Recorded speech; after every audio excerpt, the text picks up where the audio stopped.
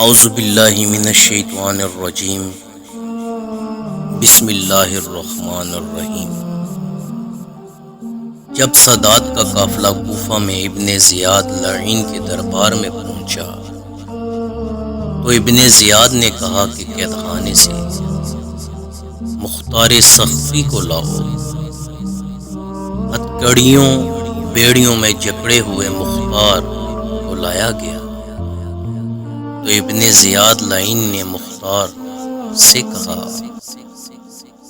ہم نے تم کو اس لیے قید کیا تھا کہ تم حسین رضی اللہ تعالیٰ عنہ کی مدد کو نہ جا سکو، لیکن حسین رضی اللہ تعالیٰ عنہ کوفے میں آگے ہیں۔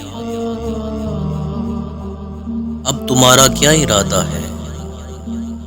مختار نے کہا کہ تم مجھے آزاد کر دو، ابھی اپنے آقا امام حسین رضی اللہ تعالیٰ عنہ کی مدد کے لیے جاتا ہوں۔ ابن زیاد لعین نے تشت سے کپڑا ہٹایا اور کہا، آؤ دیکھو یہ ہیں تمہارے حسین۔